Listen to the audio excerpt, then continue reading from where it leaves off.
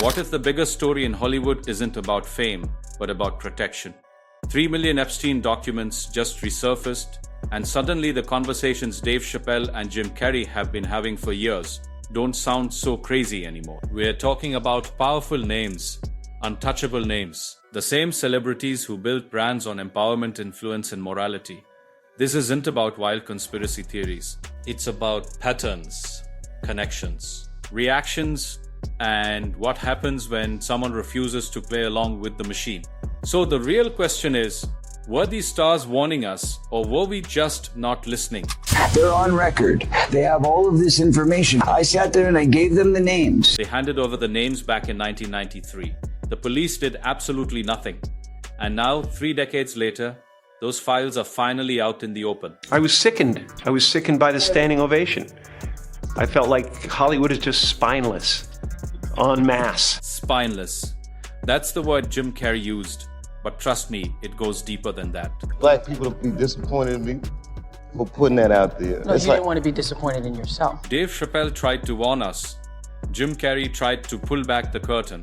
And now, with more than 3 million newly released Epstein documents circulating online, the two loudest truth tellers in Hollywood are suddenly pointing at the same dots certain elites hoped would stay buried forever. Because this isn't just about one billionaire predator anymore. This conversation now includes Oprah Winfrey, Jay-Z, Kris Jenner, Kim Kardashian, and a system so protected that even whispering about it can cost you your career.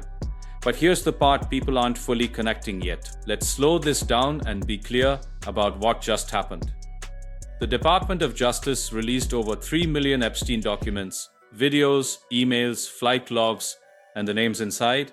They're not limited to politicians and businessmen anymore.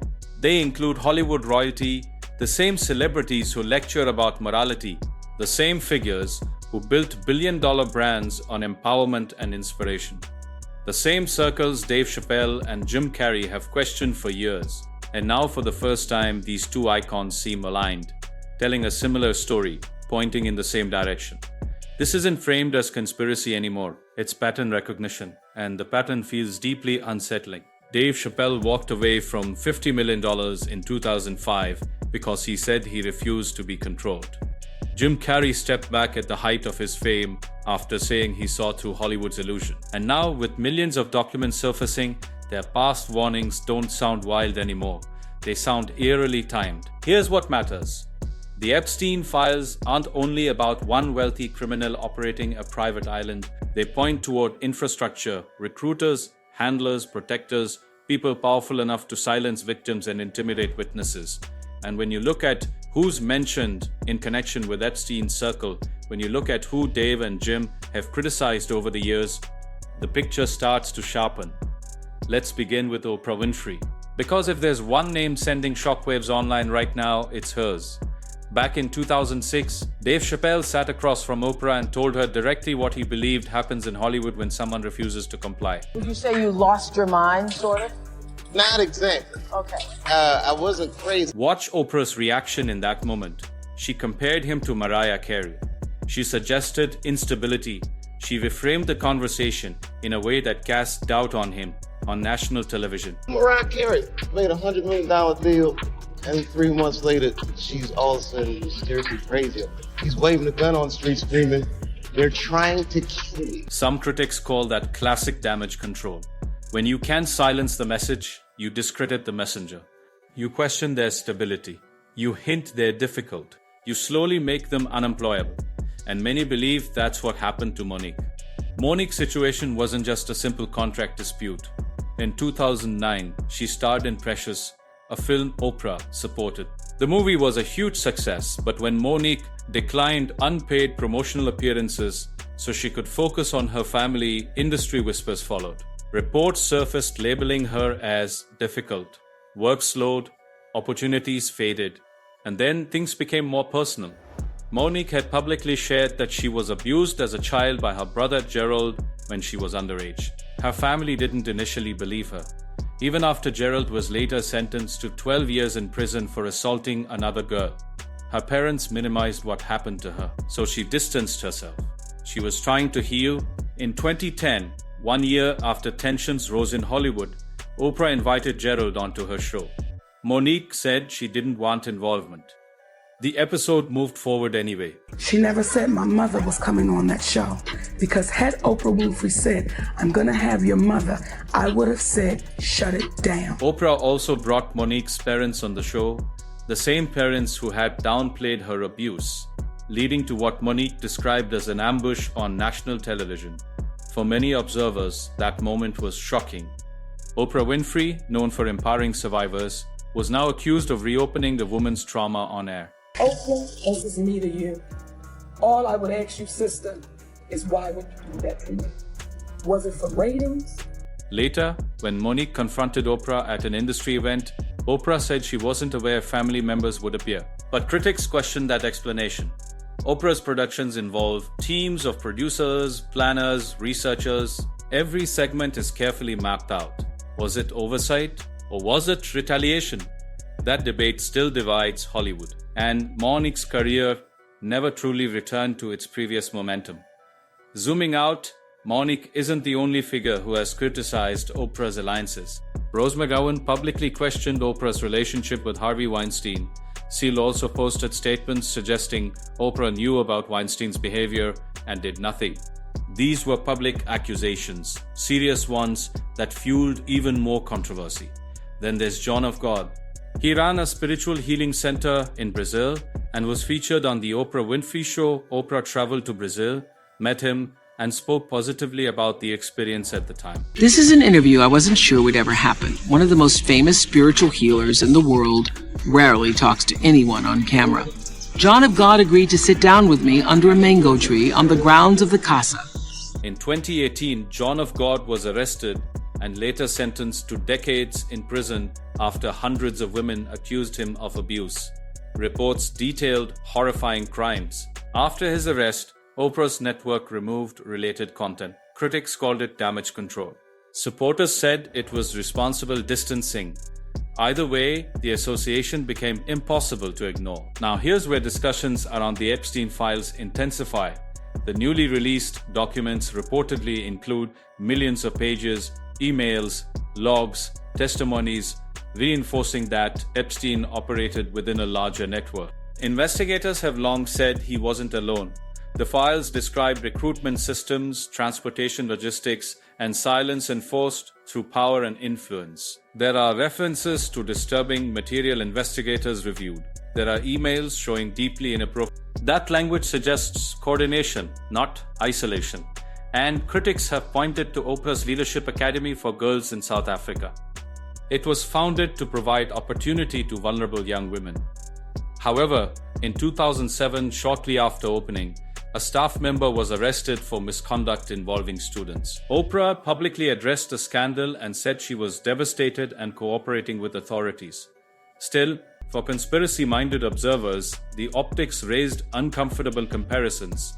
Vulnerable communities, powerful gatekeepers, access. Now let's bring Jim Carrey back into this. While Dave Chappelle stepped away from a $50 million contract, Jim Carrey began openly questioning fame itself. He spoke about ego, emptiness, illusion.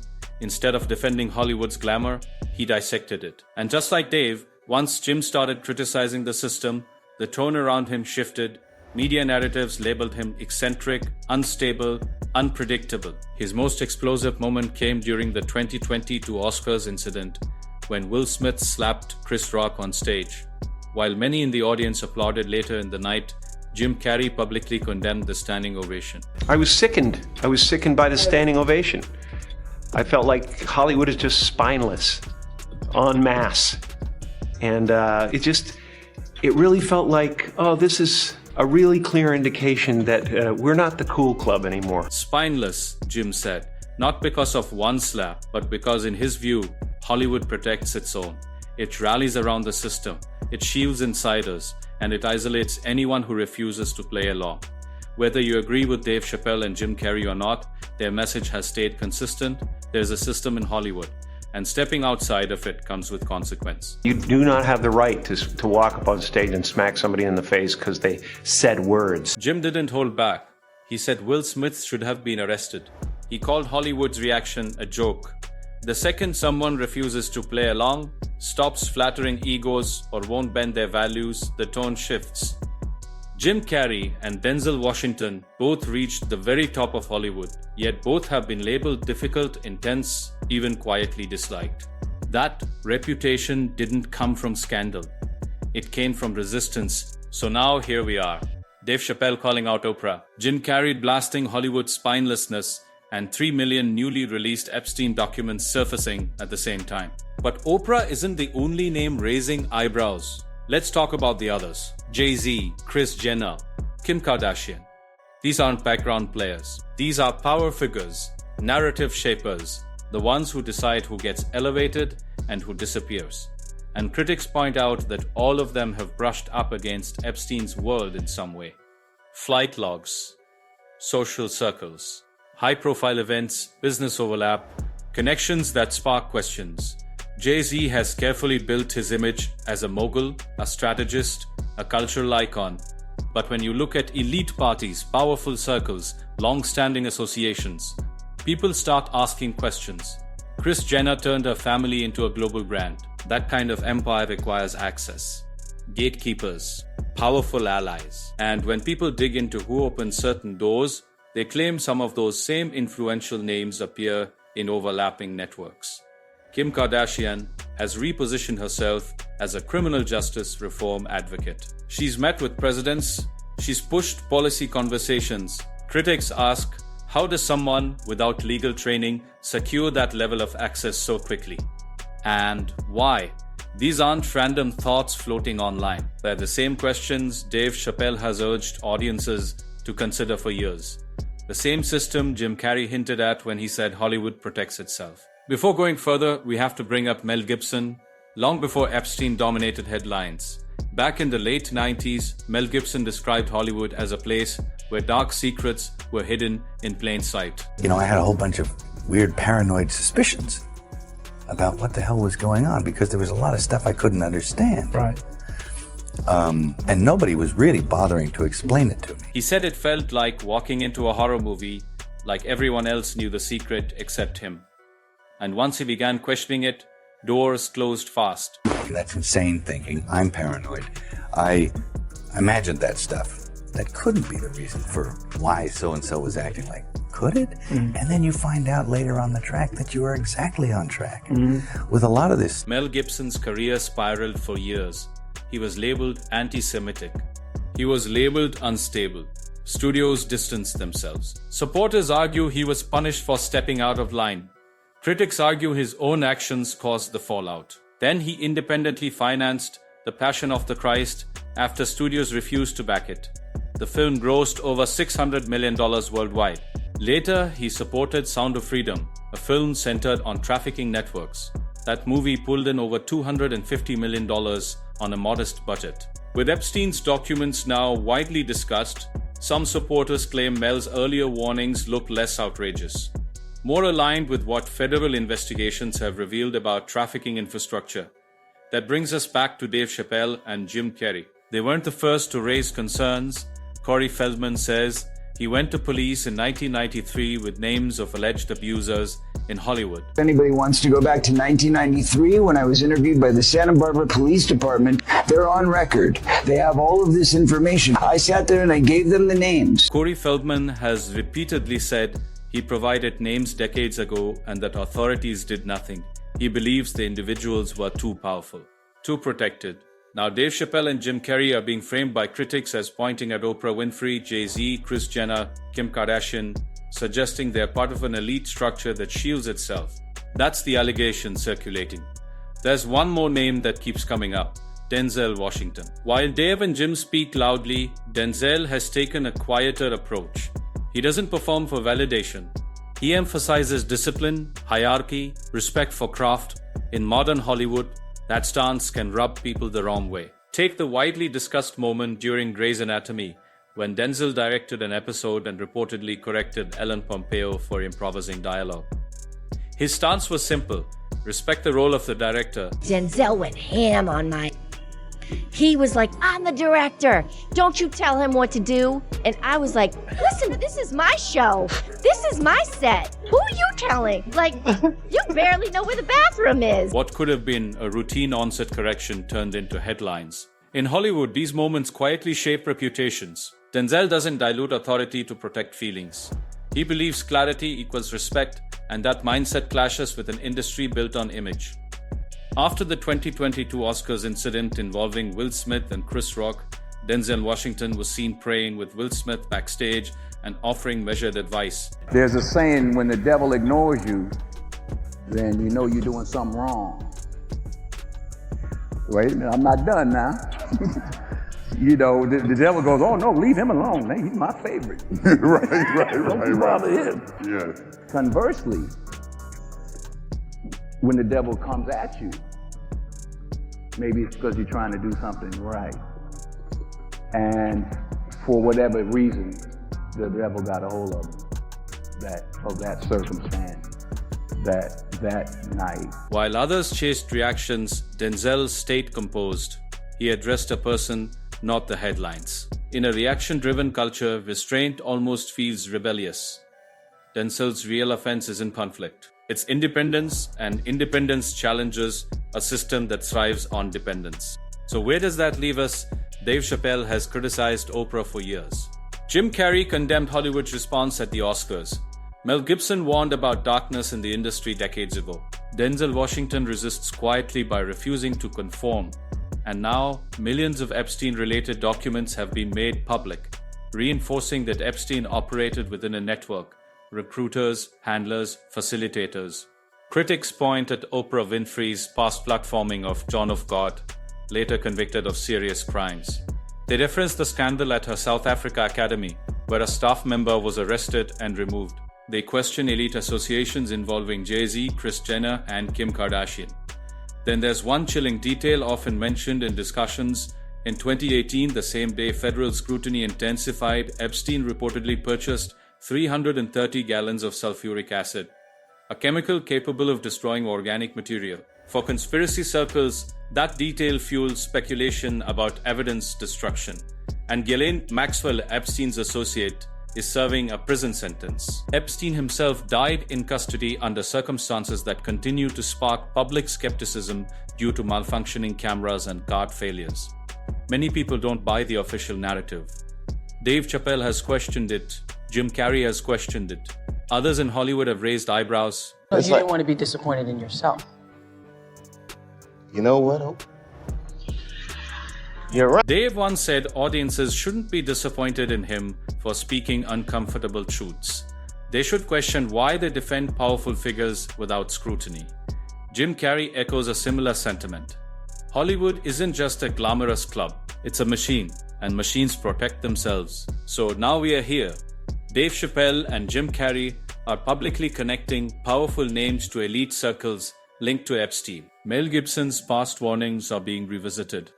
Denzel Washington's independence looks more intentional than accidental. Oprah Winfrey's name trends not for philanthropy, but for questions. Why platform controversial figures?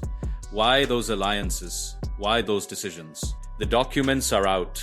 The debates are louder. Mel Gibson once said, "Some of our worst nightmares might be real." Dave Chappelle has hinted at it for nearly 2 decades. Jim Carrey called Hollywood spineless on one of its biggest nights. Now in 2025, with millions of pages released, the public is asking harder questions than ever.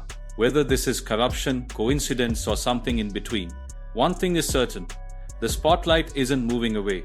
And for the first time in a long time, some of Hollywood's most powerful names are being scrutinized instead of celebrated. At the end of the day, this isn't about one person, and it's not about cancel culture. It's about power, who has it, who protects it, and who gets pushed out when they challenge it. The Epstein documents didn't create these questions. They amplified them. Dave Chappelle spoke up. Jim Carrey called it out. Others resisted quietly. And now, whether you believe it or not, the public is paying attention in a way it never has before. Because when patterns keep repeating, people stop calling it coincidence and start asking harder questions.